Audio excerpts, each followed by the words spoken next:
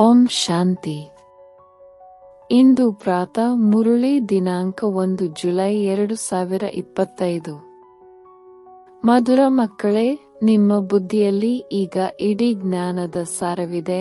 ಆದ್ದರಿಂದ ನಿಮಗೆ ಚಿತ್ರಗಳ ಅವಶ್ಯಕತೆಯೂ ಇಲ್ಲ. ನೀವು ತಂದೆಯನ್ನು ನೆನಪು ಮಾಡಿ ಮತ್ತು ಅನ್ಯರಿಂದಲೂ ಮಾಡಿಸಿ. ಪ್ರಶ್ನೆ: ಅಂತಿಮ ಸಮಯದಲ್ಲಿ ನೀವು ಮಕ್ಕಳ ಬುದ್ಧಿಯಲ್ಲಿ ಯಾವ ಜ್ಞಾನವಿರುವುದು? ಉತ್ತರ: ಆ ಸಮಯದಲ್ಲಿ ಇದೇ ಬುದ್ಧಿಯಲ್ಲಿರುತ್ತದೆ. ನಾವೀಗ ಹಿಂತಿರುಗಿ ಮನೆಗೆ ಹೋಗುತ್ತೇವೆ, ಮತ್ತೆ ಅಲ್ಲಿಂದ ಚಕ್ರದಲ್ಲಿ ಬರುತ್ತೇವೆ. ನಿಧಾನವಾಗಿ ಏಣಿಯನ್ನಿಳಿಯುತ್ತೇವೆ, ನಂತರ ಮತ್ತೆ ಏರುವ ಕಲೆಯಲ್ಲಿ ಕರೆದುಕೊಂಡು ಹೋಗಲು ತಂದೆಯು ಬರುತ್ತಾರೆ. ನೀವೀಗ ತಿಳಿದುಕೊಂಡಿದ್ದೀರಿ, ಮೊದಲು ನಾವು ಸೂರ್ಯವಂಶೀಯರಾಗಿದ್ದೆವು, ನಂತರ ಚಂದ್ರವಂಶೀಯರಾದೆವು. ಇದರಲ್ಲಿ ಚಿತ್ರಗಳ ಅವಶ್ಯಕತೆಯಿಲ್ಲ. ಓಂ ಶಾಂತಿ. ಮಕ್ಕಳು ಆತ್ಮಾಭಿಮಾನಿಯಾಗಿ ಕುಳಿತಿದ್ದೀರಾ? 84 ಜನ್ಮಗಳ ಚಕ್ರದ ಜ್ಞಾನವು ಬುದ್ಧಿಯಲ್ಲಿದೆ, ಅರ್ಥಾತ್ ತಮ್ಮ ವಿಭಿನ್ನ ಜನ್ಮಗಳ ಜ್ಞಾನವಿದೆ. ವಿರಾಟ ರೂಪದ ಚಿತ್ರವಿದೆಯಲ್ಲವೇ? ಹೇಗೆ ನಾವು 84 ಜನ್ಮಗಳನ್ನು ತೆಗೆದುಕೊಳ್ಳುತ್ತೇವೆ? ಮೂಲವತನದಿಂದ ಮೊಟ್ಟಮೊದಲು ದೇವಿ ದೇವತಾ ಧರ್ಮದಲ್ಲಿ ಬರುತ್ತೇವೆ ಎಂಬುದರ ಜ್ಞಾನವೂ ಸಹ ನಿಮ್ಮಲ್ಲಿದೆ. ಇದರಲ್ಲಿ ಚಿತ್ರದ ಯಾವುದೇ ಅವಶ್ಯಕತೆ ಇಲ್ಲ. ನಾವು ಯಾವುದೇ ಚಿತ್ರವನ್ನು ನೆನಪು ಮಾಡಬೇಕಾಗಿಲ್ಲ. ಅಂತಿಮದಲ್ಲಿ ಕೇವಲ ಇದೇ ನೆನಪಿರುವುದು: ನಾವು ಆತ್ಮರಾಗಿದ್ದೆವು, ಮೂಲವತನದ ನಿವಾಸಿಗಳಾಗಿದ್ದೇವೆ. ಇಲ್ಲಿ ನಿಮ್ಮ ಪಾತ್ರವಿದೆ, ಇದನ್ನು ಮರೆಯಬಾರದು. ಇವು ಮನುಷ್ಯ ಸೃಷ್ಟಿಚಕ್ರದ ಮಾತುಗಳೇ ಆಗಿವೆ ಮತ್ತು ಬಹಳ ಸರಳವಾಗಿದೆ. ಇದರಲ್ಲಿ ಚಿತ್ರಗಳ ಅವಶ್ಯಕತೆಯೇ ಇಲ್ಲ, ಏಕೆಂದರೆ ಈ ಚಿತ್ರಗಳೆಲ್ಲವೂ ಭಕ್ತಿ ಮಾರ್ಗದ ವಸ್ತುಗಳಾಗಿವೆ. ಜ್ಞಾನ ಮಾರ್ಗದಲ್ಲಂತೂ ವಿದ್ಯೆ ಇದೆ. ವಿದ್ಯಾಭ್ಯಾಸದಲ್ಲಿ ಚಿತ್ರಗಳ ಅವಶ್ಯಕತೆಯಿಲ್ಲ. ಈ ಚಿತ್ರಗಳನ್ನು ಕೇವಲ ತಿದ್ದುಪಡಿ ಮಾಡಲಾಗಿದೆ. ಹೀಗೆ ಗೀತೆಯ ಭಗವಂತನು ಕೃಷ್ಣನೆಂದು ಹೇಳುತ್ತಾರೆ, ಶಿವನೆಂದು ನಾವು ಹೇಳುತ್ತೇವೆ. ಇದು ಸಹ ಬುದ್ಧಿಯಿಂದ ತಿಳಿದುಕೊಳ್ಳುವ ಮಾತುಗಳಾಗಿವೆ. ಬುದ್ಧಿಯಲ್ಲಿ ಈ ಜ್ಞಾನವಿರುತ್ತದೆ: ನಾವು 84 ಜನ್ಮಗಳ ಚಕ್ರವನ್ನು ಸುತ್ತಿದ್ದೇವೆ. ನಾವೇ ಪವಿತ್ರರಾಗಬೇಕಾಗಿದೆ. ಪವಿತ್ರರಾಗಿ ನಂತರ ಹೊಸದಾಗಿ ಚಕ್ರವನ್ನು ಸುತ್ತಲಾರಂಭಿಸುತ್ತೇವೆ. ಇದು ಜ್ಞಾನದ ಸಾರವಾಗಿದೆ. ಇದನ್ನು ಬುದ್ಧಿಯಲ್ಲಿಡಬೇಕಾಗಿದೆ. ಹೇಗೆ ತಂದೆಯ ಬುದ್ಧಿಯಲ್ಲಿ ವಿಶ್ವದ ಚರಿತ್ರೆ, ಭೂಗೋಳ ಹಾಗೂ 84 ಜನ್ಮಗಳ ಚಕ್ರವು ಹೇಗೆ ಸುತ್ತುತ್ತದೆ ಎಂಬುದೆಲ್ಲವೂ ಇದೆಯೋ, ಹಾಗೆಯೇ ನಿಮ್ಮ ಬುದ್ಧಿಯಲ್ಲಿಯೂ ಇದೆ. ಮೊದಲು ನೀವು ಸೂರ್ಯವಂಶೀಯರು, ನಂತರ ಚಂದ್ರವಂಶೀಯರಾಗುತ್ತೀರಿ.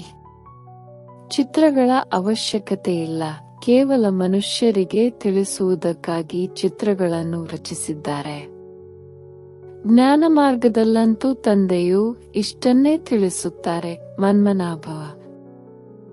ಹೇಗೆ ಈ ಚತುರ್ಭುಜನ ಚಿತ್ರವಿದೆ, ರಾವಣನ ಚಿತ್ರವಿದೆ, ಇವೆಲ್ಲವನ್ನೂ ಅನ್ಯರಿಗೆ ತಿಳಿಸಿಕೊಡುವುದಕ್ಕಾಗಿ ತೋರಿಸಬೇಕಾಗುತ್ತದೆ. ನಿಮ್ಮ ಬುದ್ಧಿಯಲ್ಲಂತೂ ಯಥಾರ್ಥ ಜ್ಞಾನವಿದೆ. ಚಿತ್ರಗಳಿಲ್ಲದೆಯೂ ನೀವು ತಿಳಿಸಬಹುದು. ನಿಮ್ಮ ಬುದ್ಧಿಯಲ್ಲಿ 84 ಜನ್ಮಗಳ ಚಕ್ರವಿದೆ. ಚಿತ್ರಗಳ ಮೂಲಕ ಕೇವಲ ಸಹಜ ಮಾಡಿ ತಿಳಿಸಲಾಗುತ್ತದೆ. ಆದ್ದರಿಂದ ಇವುಗಳ ಅವಶ್ಯಕತೆಯಿಲ್ಲ, ಏಕೆಂದರೆ ಮೊದಲು ನಾವು ಸೂರ್ಯವಂಶಿ ಮನೆತನದವರಾಗಿದ್ದೆವು, ನಂತರ ಚಂದ್ರವಂಶಿ ಮನೆತನದವರಾದೆವು. ಅಲ್ಲಿ ಬಹಳ ಸುಖವಿರುತ್ತದೆ, ಯಾವುದನ್ನು ಸ್ವರ್ಗ ಎಂದು ಹೇಳಲಾಗುತ್ತದೆ. ಈ ಚಿತ್ರಗಳ ಬಗ್ಗೆ ತಿಳಿಸಬೇಕಾಗುತ್ತದೆ. ಅಂತ್ಯದಲ್ಲಂತೂ ಬುದ್ಧಿಯಲ್ಲಿ ಈ ಜ್ಞಾನವಿರುತ್ತದೆ. ಈಗ ನಾವು ಹೋಗುತ್ತೇವೆ ಮತ್ತೆ ಚಕ್ರವನ್ನು ಸುತ್ತುತ್ತೇವೆ. ಏಣಿ ಚಿತ್ರದ ಬಗ್ಗೆ ಮನುಷ್ಯರಿಗೆ ತಿಳಿಸಿಕೊಡುತ್ತೀರೆಂದರೆ ಬಹಳ ಸಹಜವಾಗಿ ಬಿಡುತ್ತದೆ. ನಿಮ್ಮ ಬುದ್ಧಿಯಲ್ಲಿ ಪೂರ್ಣ ಜ್ಞಾನವೂ ಸಹ ಇದೆ. ಹೇಗೆ ನಾವು ಏಣಿಯನ್ನು ಇಳಿಯುತ್ತೇವೆ, ನಂತರ ತಂದೆಯು ಏರುವ ಕಲೆಯಲ್ಲಿ ಕರೆದುಕೊಂಡು ಹೋಗುತ್ತಾರೆ. ತಂದೆಯು ತಿಳಿಸುತ್ತಾರೆ, ನಾನು ನಿಮಗೆ ಈ ಚಿತ್ರಗಳ ಸಾರವನ್ನು ತಿಳಿಸುತ್ತೇನೆ. ಹೇಗೆ ಚಕ್ರವಿದೆಯೆಂದರೆ ಅದರ ಬಗ್ಗೆ ತಿಳಿಸಲು ಸಾಧ್ಯ. ಇದು 5000 ವರ್ಷಗಳ ಚಕ್ರವಾಗಿದೆ. ಒಂದು ವೇಳೆ ಲಕ್ಷಾಂತರ ವರ್ಷಗಳಾಗಿದ್ದರೆ ಸಂಖ್ಯೆಯು ಎಷ್ಟೊಂದು ವೃದ್ಧಿಯಾಗಿ ಬಿಡುತ್ತಿತ್ತು. ಕ್ರಿಶ್ಚಿಯನ್ನರಿಗೆ 2000 ವರ್ಷಗಳನ್ನು ತೋರಿಸುತ್ತಾರೆ. ಇದರಲ್ಲಿ ಎಷ್ಟು ಮಂದಿ ಮನುಷ್ಯರಿರುತ್ತಾರೆ? 5000 ವರ್ಷಗಳಲ್ಲಿ ಎಷ್ಟು ಮಂದಿ ಇರುತ್ತಾರೆ? ಈ ಲೆಕ್ಕವೆಲ್ಲವನ್ನು ನೀವು ತಿಳಿಸುತ್ತೀರಿ. ಸತ್ಯಯುಗದಲ್ಲಿ ಪವಿತ್ರರಾಗಿರುವ ಕಾರಣ ಕೆಲವರೇ ಮನುಷ್ಯರಿರುತ್ತಾರೆ. ಈಗಂತೂ ಎಷ್ಟೊಂದು ಜನಸಂಖ್ಯೆ ಇದೆ. ಒಂದು ವೇಳೆ ಲಕ್ಷಾಂತರ ವರ್ಷಗಳ ಕಾಲಾವಧಿಯಾಗಿದ್ದರೆ ಸಂಖ್ಯೆಯು ಎಣಿಕೆಯಿಲ್ಲದಷ್ಟಾಗಿ ಬಿಡುತ್ತಿತ್ತು. ಕ್ರಿಶ್ಚಿಯನ್ನರ ಹೋಲಿಕೆಯಲ್ಲಿ ಜನಸಂಖ್ಯೆಯ ಲೆಕ್ಕವನ್ನು ತೆಗೆಯುತ್ತಾರಲ್ಲವೇ? ಹಿಂದೂಗಳ ಜನಸಂಖ್ಯೆಯನ್ನು ಕಡಿಮೆ ತೋರಿಸುತ್ತಾರೆ. ಕ್ರಿಶ್ಚಿಯನ್ನರು ಬಹಳಷ್ಟು ಮಂದಿ ಆಗಿಬಿಟ್ಟಿದ್ದಾರೆ. ಯಾರು ಒಳ್ಳೆಯ ಬುದ್ಧಿವಂತ ಮಕ್ಕಳಿದ್ದಾರೆಯೋ ಅವರು ಚಿತ್ರಗಳಿಲ್ಲದೆಯೂ ತಿಳಿಸಿಕೊಡುತ್ತಾರೆ. ವಿಚಾರ ಮಾಡಿ, ಈ ಸಮಯದಲ್ಲಿ ಎಷ್ಟು ಮಂದಿ ಮನುಷ್ಯರಿದ್ದಾರೆ? ಹೊಸ ಪ್ರಪಂಚದಲ್ಲಿ ಎಷ್ಟು ಕಡಿಮೆ ಜನಸಂಖ್ಯೆ ಇರುತ್ತದೆ? ಈಗಂತೂ ಹಳೆಯ ಪ್ರಪಂಚವಾಗಿದೆ. ಇದರಲ್ಲಿ ಎಷ್ಟೊಂದು ಜನಸಂಖ್ಯೆ ಇದೆ. ನಂತರ ಹೊಸ ಪ್ರಪಂಚವು ಹೇಗೆ ಸ್ಥಾಪನೆಯಾಗುತ್ತದೆ, ಯಾರು ಸ್ಥಾಪನೆ ಮಾಡುತ್ತಾರೆ ಎಂಬುದೆಲ್ಲವನ್ನು ತಂದೆಯೇ ತಿಳಿಸುತ್ತಾರೆ. ಅವರೇ ಜ್ಞಾನಸಾಗರನಾಗಿದ್ದಾರೆ. ನೀವು ಮಕ್ಕಳು ಕೇವಲ ಈ 84 ಜನ್ಮಗಳ ಚಕ್ರವನ್ನೇ ಬುದ್ಧಿಯಲ್ಲಿಟ್ಟುಕೊಳ್ಳಬೇಕಾಗಿದೆ. ನಾವೀಗ ನರಕದಿಂದ ಸ್ವರ್ಗದಲ್ಲಿ ಹೋಗುತ್ತೇವೆಂದರೆ ಆಂತರಿಕವಾಗಿ ಖುಷಿ ಇರಬೇಕಲ್ಲವೇ? ಸತ್ಯಯುಗದಲ್ಲಿ ದುಃಖದ ಮಾತೆ ಇರುವುದಿಲ್ಲ. ಯಾವುದೇ ವಸ್ತುವಿನ ಪ್ರಾಪ್ತಿಗಾಗಿ ಪುರುಷಾರ್ಥ ಮಾಡಲು ಅಂತಹ ಅಪ್ರಾಪ್ತ ವಸ್ತು ಯಾವುದೂ ಇರುವುದಿಲ್ಲ. ಇಲ್ಲಂತೂ ಈ ಯಂತ್ರವು ಬೇಕು, ಇದು ಬೇಕು ಎಂದು ಪುರುಷಾರ್ಥ ಮಾಡಬೇಕಾಗುತ್ತದೆ. ಆದರೆ ಅಲ್ಲಿ ಎಲ್ಲಾ ಪ್ರಕಾರದ ಸುಖವಿರುತ್ತದೆ. ಹೇಗೆ ಯಾವುದೇ ಮಹಾರಾಜನಿರುತ್ತಾನೆಂದರೆ ಅವನ ಬಳಿ ಎಲ್ಲಾ ಪ್ರಕಾರದಲ್ಲಿಯೂ ಸುಖವಿರುತ್ತದೆ. ಬಡವರ ಬಳಿ ಎಲ್ಲಾ ಸುಖವಿರುವುದಿಲ್ಲ. ಆದರೆ ಇದಂತೂ ಕಲಿಯುಗವಾಗಿದೆ. ಆದ್ದರಿಂದ ಈ ರೋಗ ಇತ್ಯಾದಿಗಳು ಇವೆ. ನೀವೀಗ ಹೊಸ ಪ್ರಪಂಚದಲ್ಲಿ ಹೋಗುವುದಕ್ಕಾಗಿ ಪುರುಷಾರ್ಥ ಮಾಡುತ್ತೀರಿ. ಸ್ವರ್ಗ ನರಕ ಇಲ್ಲಿಯೇ ಆಗುತ್ತದೆ. ಈ ಸೂಕ್ಷ್ಮವತನದ ಯಾವ ಆಟಪಾಠಗಳಿವೆಯೋ ಇದು ಸಮಯವನ್ನು ಕಳೆಯುವುದಕ್ಕಾಗಿ ಇದೆ. ಕರ್ಮಾತೀತ ಸ್ಥಿತಿಯಾಗುವವರೆಗೆ ಸಮಯವನ್ನು ವ್ಯತೀತ ಮಾಡಲು ಇವೆಲ್ಲ ಆಟಪಾಠಗಳಿವೆ. ಕರ್ಮಾತೀತ ಸ್ಥಿತಿಯು ಬಂದು ಬಿಟ್ಟಿತೆಂದರೆ ಕೇವಲ ಇದೇ ನೆನಪಿರುವುದು.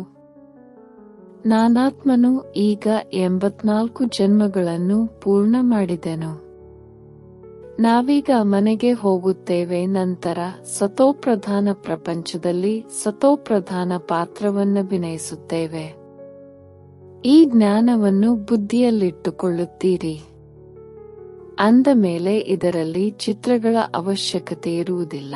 ಹೇಗೆ ವಕೀಲರು ಎಷ್ಟೊಂದು ಓದುತ್ತಾರೆ, ವಕೀಲರಾಗಿ ಬಿಟ್ಟ ಮೇಲೆ ಯಾವುದನ್ನು ಓದಿದರೋ ಅದು ಸಮಾಪ್ತಿಯಾಗುವುದು. ಪ್ರಾರಬ್ಧದ ಫಲಿತಾಂಶವು ಬರುವುದು. ನೀವು ಸಹ ಓದಿ ನಂತರ ಹೋಗಿ ರಾಜ್ಯಭಾರ ಮಾಡುತ್ತೀರಿ. ಅಲ್ಲಿ ಜ್ಞಾನದ ಅವಶ್ಯಕತೆ ಇಲ್ಲ. ಈ ಚಿತ್ರಗಳಲ್ಲಿಯೂ ಸಹ ಯಾವುದು ಸರಿ ಯಾವುದು ತಪ್ಪೆಂದು ನಿಮ್ಮ ಬುದ್ಧಿಯಲ್ಲಿದೆ. ತಂದೆಯು ಕುಳಿತು ತಿಳಿಸುತ್ತಾರೆ, ಲಕ್ಷ್ಮೀನಾರಾಯಣರು ಯಾರು? ಈ ವಿಷ್ಣು ಯಾರು? ವಿಷ್ಣುವಿನ ಚಿತ್ರದಲ್ಲಿ ಮನುಷ್ಯರು ತಬ್ಬಿಬ್ಬಾಗುತ್ತಾರೆ. ಅರ್ಥವನ್ನು ತಿಳಿದುಕೊಳ್ಳದೆ ಪೂಜೆ ಮಾಡುವುದು ವ್ಯರ್ಥವಾಗಿ ಬಿಡುತ್ತದೆ. ಏನನ್ನೂ ತಿಳಿದುಕೊಂಡಿಲ್ಲ. ಹೇಗೆ ವಿಷ್ಣುವನ್ನು ತಿಳಿದುಕೊಂಡಿಲ್ಲ, ಲಕ್ಷ್ಮೀನಾರಾಯಣರನ್ನು ತಿಳಿದುಕೊಂಡಿಲ್ಲ. ಲಕ್ಷ್ಮೀನಾರಾಯಣ ಬ್ರಹ್ಮ ವಿಷ್ಣು ಶಂಕರನನ್ನು ತಿಳಿದುಕೊಂಡಿಲ್ಲ. ಬ್ರಹ್ಮನಂತೂ ಇಲ್ಲಿದ್ದಾರೆ, ಇವರು ಪವಿತ್ರರಾಗಿ ಶರೀರವನ್ನು ಬಿಟ್ಟು ಹೋಗುತ್ತಾರೆ. ಈ ಹಳೆಯ ಪ್ರಪಂಚದಿಂದ ವೈರಾಗ್ಯವಿದೆ. ಇಲ್ಲಿಯ ಕರ್ಮಬಂಧನವು ದುಃಖ ಕೊಡುವಂತಹದ್ದಾಗಿದೆ. ಈಗ ತಂದೆಯು ತಿಳಿಸುತ್ತಾರೆ, ಮಕ್ಕಳೇ, ತಮ್ಮ ಮನೆಗೆ ನಡೆಯಿರಿ, ಅಲ್ಲಿ ದುಃಖದ ಹೆಸರು ಗುರುತು ಇರುವುದಿಲ್ಲ. ಮೊದಲು ನೀವು ತಮ್ಮ ಮನೆಯಲ್ಲಿದ್ದಿರಿ, ನಂತರ ರಾಜಧಾನಿಯಲ್ಲಿ ಬಂದಿರಿ. ಈಗ ತಂದೆಯು ಪಾವನರನ್ನಾಗಿ ಮಾಡಲು ಪುನಃ ಬಂದಿದ್ದಾರೆ. ಈ ಸಮಯದಲ್ಲಿ ಮನುಷ್ಯರ ಆಹಾರ ಪಾನೀಯಗಳೆಲ್ಲವೂ ಎಷ್ಟೊಂದು ಕೊಳಕಾಗಿದೆ. ಎಂತೆಂತಹ ಪದಾರ್ಥಗಳನ್ನು ಸೇವಿಸುತ್ತಿರುತ್ತಾರೆ. ಅಲ್ಲಿ ದೇವತೆಗಳು ಇಂತಹ ಕೊಳಕು ಪದಾರ್ಥಗಳನ್ನು ತಿನ್ನುವುದಿಲ್ಲ. ಭಕ್ತಿ ಮಾರ್ಗವು ನೋಡಿ ಹೇಗಿದೆ. ಮನುಷ್ಯರನ್ನು ಬಲಿ ಕೊಡುತ್ತಾರೆ. ತಂದೆಯು ತಿಳಿಸುತ್ತಾರೆ, ಇದು ಸಹ ನಾಟಕದಲ್ಲಿ ಮಾಡಲ್ಪಟ್ಟಿದೆ. ಹಳೆಯ ಪ್ರಪಂಚದಿಂದ ಹೊಸ ಪ್ರಪಂಚವು ಅವಶ್ಯವಾಗಿ ಬರಬೇಕಾಗಿದೆ. ನಾವು ಸತೋಪ್ರಧಾನರಾಗುತ್ತಿದ್ದೇವೆ ಎಂಬುದನ್ನು ನೀವೀಗ ತಿಳಿದುಕೊಂಡಿದ್ದೀರಿ. ಇದನ್ನಂತೂ ಬುದ್ಧಿಯು ತಿಳಿದುಕೊಳ್ಳುತ್ತದೆಯಲ್ಲವೇ? ಇದರಲ್ಲಿ ಚಿತ್ರಗಳಿಲ್ಲದಿದ್ದರೆ ಇನ್ನೂ ಒಳ್ಳೆಯದು. ಇಲ್ಲವಾದರೆ ಮನುಷ್ಯರು ಬಹಳಷ್ಟು ಪ್ರಶ್ನೆಗಳನ್ನು ಕೇಳುತ್ತಾರೆ. ತಂದೆಯು 84 ಜನ್ಮಗಳ ಚಕ್ರವನ್ನು ತಿಳಿಸಿದ್ದಾರೆ. ನಾವು ಈಗ ಸೂರ್ಯವಂಶಿ, ಚಂದ್ರವಂಶಿ, ವೈಶ್ಯವಂಶೀಯರಾಗುತ್ತೇವೆ. ಇಷ್ಟು ಜನ್ಮಗಳನ್ನು ಪಡೆಯುತ್ತೇವೆ. ಇದು ಬುದ್ಧಿಯಲ್ಲಿರಬೇಕಾಗಿದೆ. ನೀವು ಮಕ್ಕಳು ಸೂಕ್ಷ್ಮವತನದ ರಹಸ್ಯವನ್ನು ತಿಳಿದುಕೊಂಡಿದ್ದೀರಿ. ಧ್ಯಾನದಲ್ಲಿ ಸೂಕ್ಷ್ಮವತನಕ್ಕೆ ಹೋಗುತ್ತೀರಿ. ಆದರೆ ಇದರಲ್ಲಿ ಯೋಗವೂ ಇಲ್ಲ, ಜ್ಞಾನವೂ ಇಲ್ಲ. ಕೇವಲ ಇದೊಂದು ಪದ್ಧತಿಯಾಗಿದೆ. ಹೇಗೆ ಆತ್ಮವನ್ನು ಕರೆಸುತ್ತಾರೆ, ನಂತರ ಆ ಆತ್ಮವು ಬಂದಾಗ ಅಳುತ್ತದೆ. ನಾನು ತಂದೆಯ ಮಾತನ್ನು ಪಾಲಿಸಲಿಲ್ಲ ಎಂದು ಪಶ್ಚಾತ್ತಾಪವಾಗುತ್ತದೆ. ಇದೆಲ್ಲವೂ ಮಕ್ಕಳಿಗೆ ತಿಳಿಸುವುದಕ್ಕೋಸ್ಕರ ಇದೆ. ಇದರಿಂದ ಮಕ್ಕಳು ಪುರುಷಾರ್ಥದಲ್ಲಿ ತೊಡಗಲಿ, ತಪ್ಪು ಮಾಡದಿರಲಿ ಎಂದು. ಮಕ್ಕಳು ಸದಾ ಈ ಗಮನವನ್ನಿಡಿ, ನಾವು ನಮ್ಮ ಸಮಯವನ್ನು ಸಫಲ ಮಾಡಿಕೊಳ್ಳಬೇಕಾಗಿದೆ. ವ್ಯರ್ಥ ಮಾಡಬಾರದು. ಆಗ ಮಾಯೆಯು ನಮ್ಮಿಂದ ತಪ್ಪು ಮಾಡಿಸಲು ಸಾಧ್ಯವಿಲ್ಲ. ತಂದೆಯು ಸಹ ತಿಳಿಸುತ್ತಿರುತ್ತಾರೆ, ಮಕ್ಕಳೇ, ಸಮಯವನ್ನು ವ್ಯರ್ಥ ಮಾಡಬೇಡಿ. ಅನೇಕರಿಗೆ ಮಾರ್ಗ ತಿಳಿಸುವ ಪುರುಷಾರ್ಥ ಮಾಡಿ. ಮಹಾದಾನಿಗಳಾಗಿ ತಂದೆಯನ್ನು ನೆನಪು ಮಾಡಿದ್ದೆ, ಆದರೆ ವಿಕರ್ಮಗಳು ವಿನಾಶವಾಗುತ್ತವೆ. ಯಾರೆಲ್ಲ ಬರುವರೋ ಅವರಿಗೆ ಇದನ್ನು ತಿಳಿಸಿಕೊಡಿ ಮತ್ತು 84 ಜನ್ಮಗಳ ಚಕ್ರವನ್ನು ತಿಳಿಸಿಕೊಡಿ. ವಿಶ್ವದ ಚರಿತ್ರೆ, ಭೂಗೋಳವು ಹೇಗೆ ಪುನರಾವರ್ತನೆಯಾಗುತ್ತದೆ ಎಂದು ಸಾರರೂಪದಲ್ಲಿ ಇಡೀ ಚಕ್ರವು ಬುದ್ಧಿಯಲ್ಲಿರಬೇಕು. ನೀವು ಮಕ್ಕಳಿಗೆ ಖುಷಿ ಇರಬೇಕು. ನಾವೀಗ ಈ ಕೊಳಕು ಪ್ರಪಂಚದಿಂದ ಬಿಡುಗಡೆಯಾಗುತ್ತೇವೆ. ಸ್ವರ್ಗ ನರಕ ಇಲ್ಲಿಯೇ ಇದೆಯೆಂದು ಮನುಷ್ಯರು ತಿಳಿಯುತ್ತಾರೆ. ಒಳ್ಳೆಯ ಕರ್ಮ ಮಾಡಿದ್ದಾರೆ, ಆದ್ದರಿಂದ ಸುಖವು ಸಿಕ್ಕಿದೆ. ನೀವೀಗ ಬಹಳ ಒಳ್ಳೆಯ ಕರ್ಮ ಮಾಡುತ್ತೀರಿ, ಅದರಿಂದ 21 ಜನ್ಮಗಳಿಗಾಗಿ ನೀವು ಸುಖ ಪಡೆಯುತ್ತೀರಿ. ಅವರಂತೂ 1 ಜನ್ಮಕ್ಕಾಗಿಯೇ ನಾವು ಸ್ವರ್ಗದಲ್ಲಿದ್ದೇವೆಂದು ತಿಳಿದುಕೊಳ್ಳುತ್ತಾರೆ. ತಂದೆಯು ತಿಳಿಸುತ್ತಾರೆ, ಅದು ಅಲ್ಪ ಕಾಲದ ಸುಖವಾಗಿದೆ. ನಿಮ್ಮದು 21 ಜನ್ಮಗಳ ಸುಖವಾಗಿದೆ. ಇದಕ್ಕಾಗಿಯೇ ತಂದೆಯು ತಿಳಿಸುತ್ತಾರೆ, ಎಲ್ಲರಿಗೆ ಮಾರ್ಗವನ್ನು ತಿಳಿಸುತ್ತಾ ಹೋಗಿ. ತಂದೆಯ ಮಾತಿನಿಂದಲೇ ನಿರೋಗಿಗಳಾಗುತ್ತೀರಿ ಮತ್ತು ಸ್ವರ್ಗದ ಮಾಲೀಕರಾಗಿ ಬಿಡುತ್ತೀರಿ. ಸ್ವರ್ಗದಲ್ಲಿ ರಾಜ್ಯಭಾಗ್ಯವಿದೆ, ಅದನ್ನು ನೆನಪು ಮಾಡಿ. ನಿಮಗೆ ರಾಜಧಾನಿ ಇತ್ತು, ಈಗಿಲ್ಲ. ಇದು ಭಾರತದ ಮಾತಾಗಿದೆ. ಉಳಿದೆಲ್ಲವೂ ಶಾಖೆಗಳಾಗಿವೆ. ಕೊನೆಯಲ್ಲಿ ಎಲ್ಲರೂ ಹೊರಟು ಹೋಗುತ್ತಾರೆ. ನಂತರ ನಾವು ಹೊಸ ಪ್ರಪಂಚದಲ್ಲಿ ಹೋಗುತ್ತೇವೆ. ಇದನ್ನು ತಿಳಿಸಿಕೊಡುವುದರಲ್ಲಿ ಚಿತ್ರಗಳ ಅವಶ್ಯಕತೆ ಇಲ್ಲ. ಈ ಮೂಲವತನ, ಸೂಕ್ಷ್ಮವತನವನ್ನು ಕೇವಲ ತಿಳಿಸುವುದಕ್ಕಾಗಿ ತೋರಿಸುತ್ತಾರೆ. ಉಳಿದೆಲ್ಲ ಚಿತ್ರಗಳನ್ನು ಭಕ್ತಿ ಮಾರ್ಗದವರು ರಚಿಸಿದ್ದಾರೆ. ಆದ್ದರಿಂದ ನಾವು ಅದನ್ನು ಪುನಃ ತಿದ್ದುಪಡಿ ಮಾಡಿಸಬೇಕಾಗುತ್ತದೆ. ಇಲ್ಲದಿದ್ದರೆ ನೀವು ನಾಸ್ತಿಕರೆಂದು ಹೇಳುತ್ತಾರೆ. ಆದ್ದರಿಂದಲೇ ಅದೇ ಚಿತ್ರಗಳನ್ನು ಸರಿಪಡಿಸಲಾಗಿದೆ. ಬ್ರಹ್ಮನ ಮೂಲಕ ಸ್ಥಾಪನೆ, ಶಂಕರನ ಮೂಲಕ ವಿನಾಶ. ವಾಸ್ತವದಲ್ಲಿ ಇದು ಸಹ ನಾಟಕದಲ್ಲಿ ನಿಗದಿಯಾಗಿದೆ. ಯಾರೇನೂ ಮಾಡುವುದಿಲ್ಲ. ವಿಜ್ಞಾನಿಗಳು ಸಹ ತಮ್ಮ ಬುದ್ಧಿಶಕ್ತಿಯಿಂದ ಇವೆಲ್ಲವನ್ನು ತಯಾರಿಸುತ್ತಾರೆ. ಬಾಂಬುಗಳನ್ನು ತಯಾರು ಮಾಡಬೇಡಿ ಎಂದು ಯಾರು ಎಷ್ಟಾದರೂ ಹೇಳಲಿ, ಆದರೆ ಯಾರ ಬಳಿ ಬಹಳಷ್ಟಿದೆಯೋ ಅದನ್ನು ಸಮುದ್ರದಲ್ಲಿ ಹಾಕಿದಾಗ ಅನ್ಯರು ತಯಾರು ಮಾಡುವುದಿಲ್ಲ. ಅವರು ಇಟ್ಟುಕೊಂಡಿದ್ದರೆ ಅವಶ್ಯವಾಗಿ ಅನ್ಯರು ತಯಾರು ಮಾಡುತ್ತಾರೆ. ಈಗ ನೀವು ಮಕ್ಕಳಿಗೆ ತಿಳಿದಿದೆ, ಸೃಷ್ಟಿಯ ವಿನಾಶವಂತೂ ಅವಶ್ಯವಾಗಿ ಆಗಲೇಬೇಕಾಗಿದೆ. ಯುದ್ಧವೂ ಆಗುವುದಿದೆ.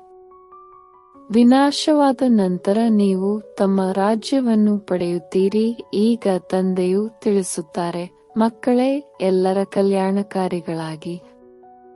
ಮಕ್ಕಳು ತಮ್ಮ ಶ್ರೇಷ್ಠ ಅದೃಷ್ಟವನ್ನು ರೂಪಿಸಿಕೊಳ್ಳಲು ತಂದೆಯು ಶ್ರೀಮತ ಕೊಡುತ್ತಾರೆ. ಮಧುರ ಮಕ್ಕಳೇ, ತಮ್ಮ ಸರ್ವಸ್ವವನ್ನು ಮಾಲೀಕನ ಹೆಸರಿನಲ್ಲಿ ಸಫಲ ಮಾಡಿಕೊಳ್ಳಿ. ಅಂತಿಮದಲ್ಲಿ ಕೆಲವರದು ಮಣ್ಣು ಪಾಲಾಗುವುದು, ಕೆಲವರದು ರಾಜರು ತಿನ್ನುವರು.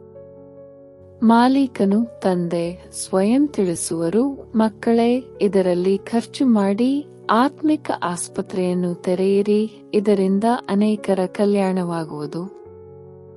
ನೀವು ತಂದೆಯ ಹೆಸರಿನಲ್ಲಿ ಖರ್ಚು ಮಾಡುತ್ತೀರೆಂದರೆ ಇದರ ಪ್ರತಿಫಲವು ನಿಮಗೆ 21 ಜನ್ಮಗಳಿಗಾಗಿ ಸಿಗುತ್ತದೆ. ಈ ಪ್ರಪಂಚವೇ ಸಮಾಪ್ತಿಯಾಗಲಿದೆ. ಆದ್ದರಿಂದ ಎಷ್ಟು ಸಾಧ್ಯವೋ ಅಷ್ಟು ಮಾಲೀಕನ ಹೆಸರಿನಲ್ಲಿ ಸಫಲ ಮಾಡಿಕೊಳ್ಳಿ. ಮಾಲೀಕನು ಶಿವತಂದೆಯಾಗಿದ್ದಾರಲ್ಲವೇ? ಭಕ್ತಿ ಮಾರ್ಗದಲ್ಲಿಯೂ ಅವರ ಹೆಸರಿನ ಮೇಲೆ ದಾನ ಪುಣ್ಯ ಮಾಡುತ್ತಿದ್ದರು. ಈಗಂತೂ ಡೈರೆಕ್ಟ್ ಆಗಿದೆ. ಮಾಲೀಕ ತಂದೆಯ ಹೆಸರಿನಲ್ಲಿ ದೊಡ್ಡ ದೊಡ್ಡ ವಿಶ್ವವಿದ್ಯಾಲಯಗಳನ್ನು ತೆರೆಯುತ್ತಾ ಹೋಗಿ. ಇದರಿಂದ ಅನೇಕರ ಕಲ್ಯಾಣವಾಗುವುದು. 21 ಜನ್ಮಗಳಿಗಾಗಿ ರಾಜ್ಯಭಾಗ್ಯವನ್ನು ಪಡೆಯುತ್ತೀರಿ. ಇಲ್ಲದಿದ್ದರೆ ಈ ಹಣವಂತಸ್ತು ಎಲ್ಲವೂ ಸಮಾಪ್ತಿಯಾಗಿ ಬಿಡುತ್ತದೆ. ಭಕ್ತಿ ಮಾರ್ಗದಲ್ಲಿ ಸಮಾಪ್ತಿಯಾಗುವುದಿಲ್ಲ. ಈಗಂತೂ ಸಮಾಪ್ತಿಯಾಗುವುದಿದೆ. ನೀವೀಗ ಎಷ್ಟಾದರೂ ಖರ್ಚು ಮಾಡಿ ಪ್ರತಿಫಲವು ಸಿಗುವುದು. ತಂದೆಯ ಹೆಸರಿನಲ್ಲಿ ಎಲ್ಲರ ಕಲ್ಯಾಣ ಮಾಡಿ, ಅದರಿಂದ 21 ಜನ್ಮಗಳ ಆಸ್ತಿಯು ಸಿಗುವುದು. ತಂದೆಯು ಎಷ್ಟು ಚೆನ್ನಾಗಿ ತಿಳಿಸಿಕೊಡುತ್ತಾರೆ. ಯಾರ ಅದೃಷ್ಟದಲ್ಲಿದೆಯೋ ಅವರು ಈಶ್ವರಾರ್ಥವಾಗಿ ಖರ್ಚು ಮಾಡುತ್ತಿರುತ್ತಾರೆ. ತಮ್ಮ ಗೃಹಸ್ಥವನ್ನು ಸಂಪಾಲನೆ ಮಾಡಬೇಕಾಗಿದೆ. ಇವರ ಬ್ರಹ್ಮ ಪಾತ್ರವೇ ಹೀಗಿತ್ತು. ಒಮ್ಮೆಲೆ ನಶೆಯೇರಿಬಿಟ್ಟಿತು. ತಂದೆಯು ರಾಜ್ಯಭಾಗ್ಯವನ್ನೇ ಕೊಡುತ್ತಾರೆಂದರೆ ಇದೆಲ್ಲವೂ ಗುಲಾಮಿತನವಾಗಿದೆ. ಇದನ್ನೇನು ಮಾಡುವುದು ಎಂದು ಅರ್ಥವಾಯಿತು. ನೀವೆಲ್ಲರೂ ರಾಜ್ಯಭಾಗ್ಯವನ್ನು ಪಡೆಯಲು ಕುಳಿತಿದ್ದೀರಿ ಅಂದ ಮೇಲೆ ಇವರನ್ನು ಫಾಲೋ ಮಾಡಿ. ನಿಮಗೆ ತಿಳಿದಿದೆ, ಇವರು ಹೇಗೆ ಎಲ್ಲವನ್ನೂ ತ್ಯಜಿಸಿಬಿಟ್ಟರು. ನಶೆಯೇರಿಬಿಟ್ಟಿತು. ಓಹೋ, ರಾಜ್ಯಭಾಗ್ಯವು ಸಿಗುತ್ತದೆ. ಅಲೀಫನಿಗೆ ಅಲ್ಲ ಸಿಕ್ಕಿದರು. ಆಗ ಭಾಗಿದಾರರಿಗೂ ರಾಜ್ಯಭಾಗ್ಯವನ್ನು ಕೊಟ್ಟರು. ಹಾಗೆ ನೋಡಿದರೆ ಇವರಿಗೆ ಏನೂ ಕಡಿಮೆ ಇರಲಿಲ್ಲ. ರಾಜನಂತಿದ್ದರು. ಒಳ್ಳೆಯ ವ್ಯಾಪಾರವಿತ್ತು. ಈಗ ನಿಮಗೆ ಈ ರಾಜ್ಯಭಾಗ್ಯವು ಸಿಗುತ್ತಿದೆ. ಇದರಿಂದ ಅನ್ಯರ ಕಲ್ಯಾಣವಾಗಲಿದೆ. ಮೊದಲು ಆರಂಭದಲ್ಲಿ ಭಟ್ಟಿ ಮಾಡಿದಾಗ ಅದರಲ್ಲಿ ಕೆಲವರು ಪಕ್ಕಾ ತಯಾರಾದರು, ಕೆಲವರು ಕಚ್ಚಾ ಆಗಿಯೇ ಉಳಿದುಕೊಂಡರು. ಸರ್ಕಾರವು ಸಹ ನೋಟುಗಳನ್ನು ತಯಾರು ಮಾಡುತ್ತದೆ. ಸರಿಯಾಗಿ ತಯಾರಾಗಲಿಲ್ಲವೆಂದರೂ ಸರ್ಕಾರವು ಅದನ್ನು ಸುಟ್ಟು ಹಾಕಬೇಕಾಗುತ್ತದೆ. ಮೊದಲಂತೂ ಬೆಳ್ಳಿಯ ನಾಣ್ಯಗಳು ಚಲಾವಣೆಯಲ್ಲಿತ್ತು. ಚಿನ್ನ ಬೆಳ್ಳಿಯು ಬಹಳ ಹೇರಳವಾಗಿತ್ತು. ಈಗಂತೂ ಏನಾಗಿದೆ?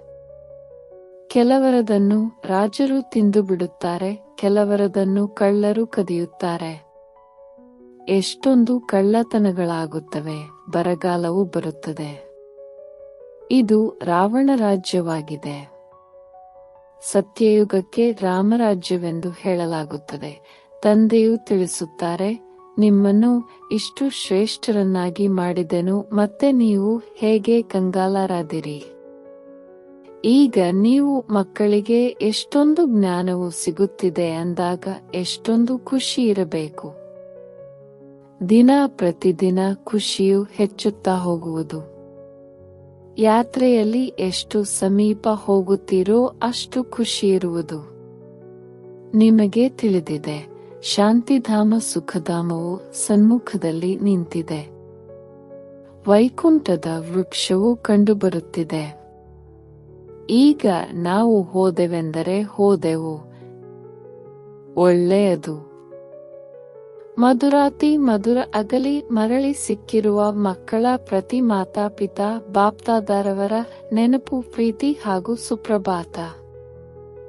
ಆತ್ಮೀಯ ಮಕ್ಕಳಿಗೆ ಆತ್ಮೀಯ ತಂದೆಯ ನಮಸ್ತೆ. ಧಾರಣೆಗಾಗಿ ಮುಖ್ಯ ಸಾರ. ತಮ್ಮ ಸಮಯವನ್ನು ಸಫಲ ಮಾಡಿಕೊಳ್ಳಲು ಗಮನವನ್ನಿಡಬೇಕಾಗಿದೆ. ಮಾಯೆಯು ತಪ್ಪು ಮಾಡಿಸದಿರಲಿ. ಇದಕ್ಕಾಗಿ ಮಹಾದಾನಿಗಳಾಗಿ ಅನೇಕರಿಗೆ ಮಾರ್ಗ ತಿಳಿಸುವುದರಲ್ಲಿ ತತ್ಪರರಾಗಿರಬೇಕಾಗಿದೆ. ತಮ್ಮ ಶ್ರೇಷ್ಠ ಅದೃಷ್ಟವನ್ನು ರೂಪಿಸಿಕೊಳ್ಳಲು ದಣಿಯ ಹೆಸರಿನಲ್ಲಿ ಎಲ್ಲವನ್ನೂ ಸಫಲ ಮಾಡಿಕೊಳ್ಳಬೇಕಾಗಿದೆ. ಈಶ್ವರೀಯ ವಿಶ್ವವಿದ್ಯಾಲಯವನ್ನು ತೆರೆಯಬೇಕು. ವರದಾನ: ಸರ್ವಶ್ರೇಷ್ಠ ತಂದೆಯನ್ನು ಪ್ರತ್ಯಕ್ಷಗೊಳಿಸುವ ಶುಭ ಮತ್ತು ಶ್ರೇಷ್ಠ ಕರ್ಮಧಾರಿ ಭವ. ಹೇಗೆ ಬಲಭುಜದಿಂದ ಸದಾ ಶುಭ ಮತ್ತು ಶ್ರೇಷ್ಠ ಕರ್ಮವನ್ನು ಮಾಡುತ್ತಾರೆ, ಹಾಗೆಯೇ ತಾವು ಬಲಭುಜಧಾರಿ ಮಕ್ಕಳು ಸದಾ ಶುಭ ಮತ್ತು ಶ್ರೇಷ್ಠ ಕರ್ಮಧಾರಿಯಾಗಿರಿ. ತಮ್ಮ ಪ್ರತಿ ಕರ್ಮವು ಶ್ರೇಷ್ಠಾತಿಶ್ರೇಷ್ಠ ತಂದೆಯನ್ನು ಪ್ರತ್ಯಕ್ಷ ಮಾಡುವಂತದ್ದಾಗಿರಲಿ, ಏಕೆಂದರೆ ಕರ್ಮವೇ ಸಂಕಲ್ಪ ಅಥವಾ ಮಾತನ್ನು ಪ್ರತ್ಯಕ್ಷ ಪ್ರಮಾಣದ ರೂಪದಲ್ಲಿ ಸ್ಪಷ್ಟಪಡಿಸುವಂತದ್ದಾಗಿದೆ. ಕರ್ಮವನ್ನು ಎಲ್ಲರೂ ನೋಡಬಹುದು, ಕರ್ಮದ ಮೂಲಕ ಅನುಭವ ಮಾಡಬಹುದು. ಆದ್ದರಿಂದ ಬಲೆ ಆತ್ಮಿಕ ದೃಷ್ಟಿಯ ಮೂಲಕ, ಬಲೆ ತಮ್ಮ ಖುಷಿಯ ಆತ್ಮೀಯತೆಯ ಚಹರೆಯ ಮೂಲಕ ತಂದೆಯನ್ನು ಪ್ರತ್ಯಕ್ಷಗೊಳಿಸಿರಿ. ಇದು ಸಹ ಕರ್ಮವೇ ಆಗಿದೆ. ಸ್ಲೋಗನ್: ಆತ್ಮೀಯತೆಯ ಅರ್ಥವಾಗಿದೆ. ನಯನಗಳಲ್ಲಿ ಪವಿತ್ರತೆಯ ಹೊಳಪು ಮತ್ತು ಮುಖದಲ್ಲಿ ಪವಿತ್ರತೆಯ ಮುಗುಳ್ನಗೆ ಇರಲಿ. ಅವ್ಯಕ್ತ ಸೂಚನೆ: ಸಂಕಲ್ಪ ಶಕ್ತಿಯನ್ನು ಜಮಾ ಮಾಡಿ ಶ್ರೇಷ್ಠ ಸೇವೆಗೆ ನಿಮಿತ್ತವಾಗಿ.